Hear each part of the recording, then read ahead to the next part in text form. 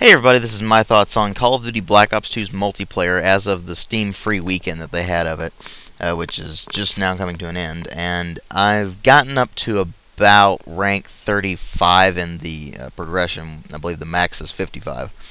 So I haven't gotten completely through the multiplayer yet. This isn't really a review of the multiplayer, it's just what I think of it so far. And what you're seeing is actually gameplay that was recorded in theater mode, and as you can see, the frame rate's kind of choppy. In fact, it's very choppy, and that's mostly because of the recording process.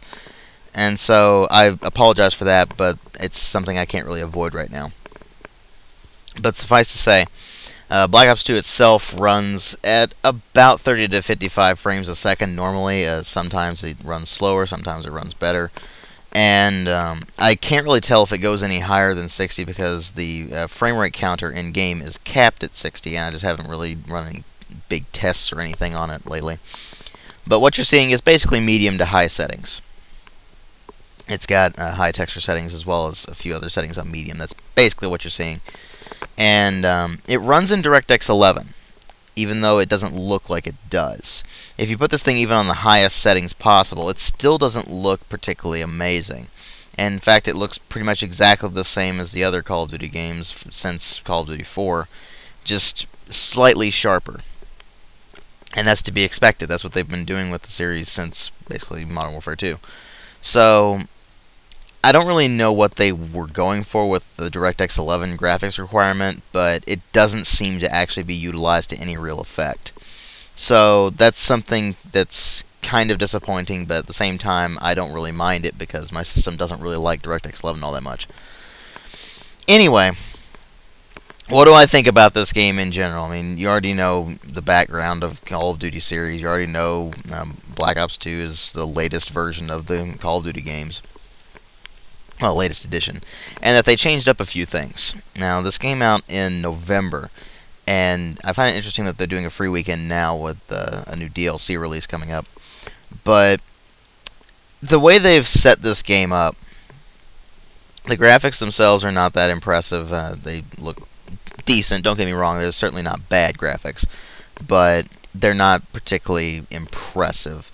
And then there's the sound design, which is kind of all over the place. The music's kind of nice. It's this electronic slash rock slash metal sounding kind of stuff that actually fits the theme pretty well, so they've done a good job with that.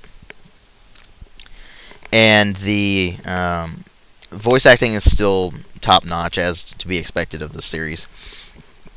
But the sound effects themselves are kind of underpowered, so you've got guns that sound okay, but not particularly beefy. You've got explosions that sound really wimpy for some reason. They're just really dull thuds, and they don't really sound all that much like explosions, so it's kind of disappointing. But other than that, they've done a good job overall with the sound design. But one thing I should note about the presentation in particular is that they added in quite a bit of color, which is a really weird thing considering that the previous games in the series up to basically Call of Duty 4 have been all brown and gray and realistic looking. So it's greatly refreshing that they've added in this color, and it really differentiates this one from the previous several games. It also has a nice futuristic styling to it. It's set in 2025, so they can play around with the just cyber kind of stuff in this game. And they've done an interesting job of that with the various drones and robots and stuff like that that you get to fiddle with in this game. But the real question is, how does this all play out when you actually get into the gameplay? Because there are some weird things with the, particularly with the PC version, but this game in general, that need to be addressed. PC-specific stuff. Apparently, it does have dedicated servers. I haven't really noticed any lag problems at all. It does run only on matchmaking, though, and that's kind of depressing.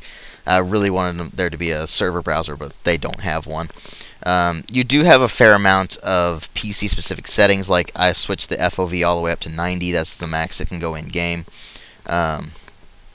They have a slider in there that goes from 65, which is what you get on console, all the way up to 90. So it's nice that they actually acknowledge that. I believe it was in there from the get-go, but it would only go up to 80, and then they upped it to 90 later on.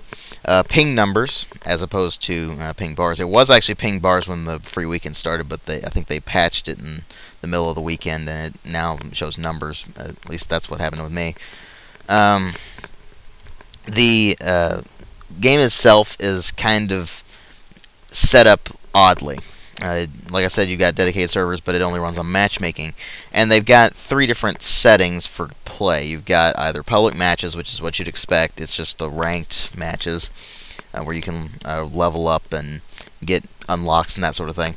You've got league play, which I didn't bother with because that's the really competitive side of things, and that's apparently what they're focusing on in this one. And then there's custom games, which is basically a private match. So you can fill around with that as you wish.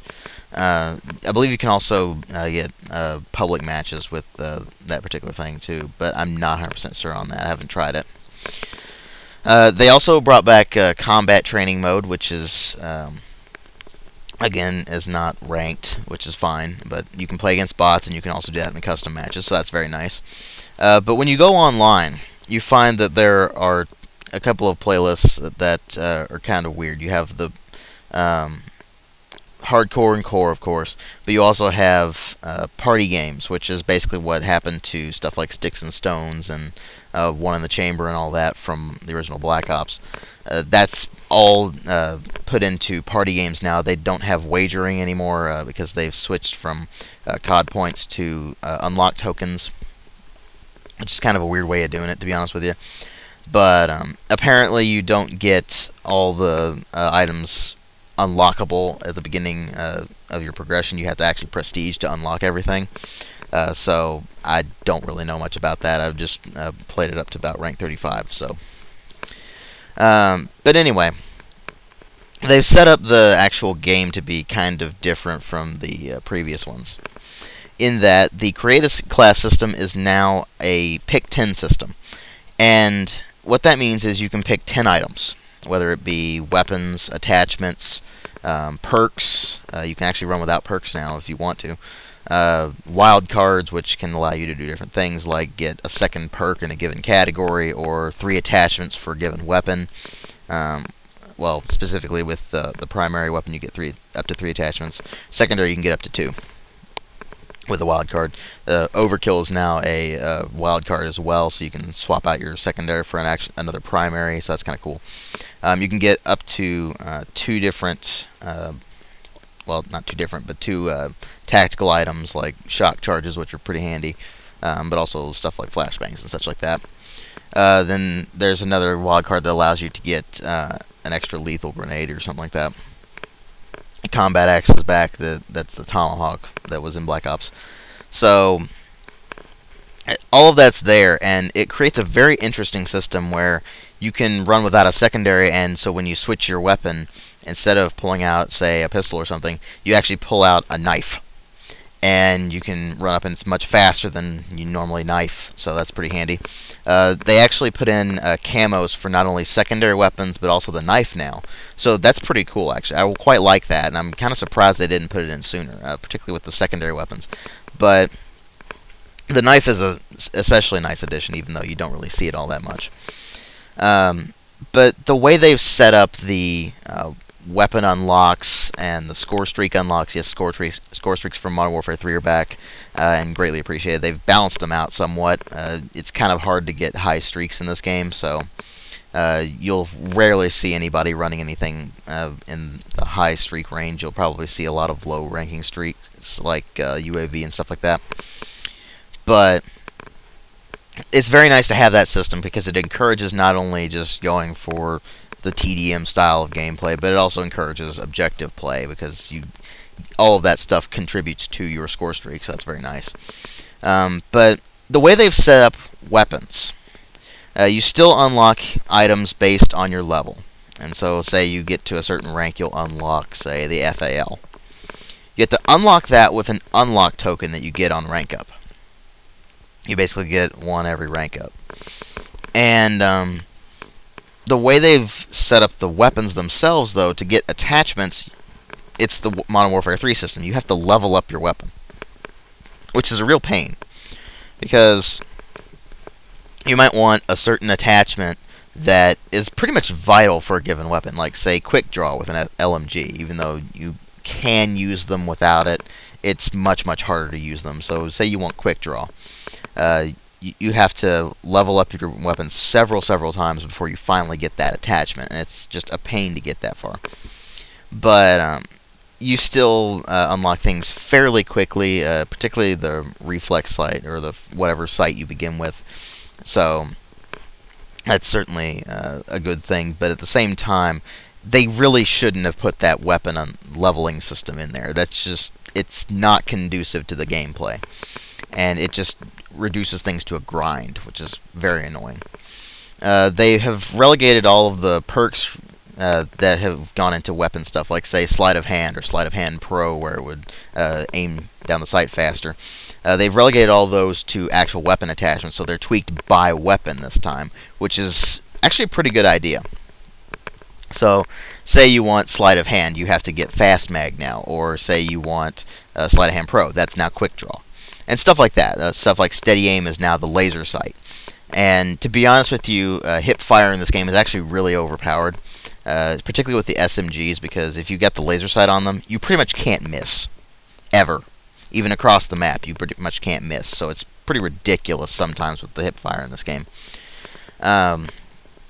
In a lot of instances, it's actually more accurate to use it than actually aiming down your sights. I know it is pretty much point blank anyway, but even at medium range, it's often more economical just to spray from the hip than to actually aim down your sights, which is kind of annoying.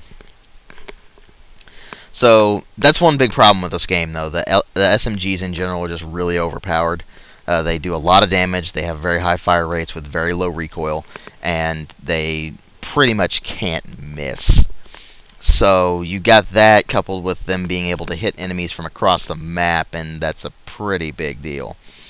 It pretty much relegates the assault rifles to only fairly large, wide-open maps, and sniper rifles are pretty much useless in this one, even though there is one that allows you to stick an iron sight on it, but that's the last thing you unlock for it. So there's that, although I am playing on hardcore modes, so most of the weapons are pretty viable, but you still see most people running around with SMGs just because they don't really have any downsides at all.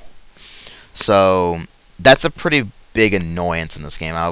In other Call of Duty games, you would see more variety in the weapons, but in this one it's mostly SMGs, although you occasionally see somebody running a shotgun or an assault rifle. So it's kind of weird how they've set it up, and even though it is still pretty much the same Call of Duty experience that you would have in, say, Modern Warfare 3 or Black Ops 1, it has its own feel to it, and I'm not really sure whether I like it or not. It's certainly not bad, don't get me wrong, but the series is just so stale now. I've played it for many years, and I've played pretty much every iteration of this game except for Finest Hour and Big Red 1 and Call of Duty 3. So it's just so stale. They need to do something to actually shake up this game. Although the experience is still there, it's still fun at times, and it's still frustrating at times, but it's still there. And you do have some good moments here and there, like getting that knife kill against the guy who was sitting there with the shield and everything. So if you like the Call of Duty games, then you'll probably like this one, but I don't recommend getting it at full price, especially not if you're just going for the multiplayer itself. So that's about it. When I actually get to reviewing this game, I'll talk about the single player, of course, as well as zombies, because zombies isn't in this free weekend. And yeah, thanks for watching.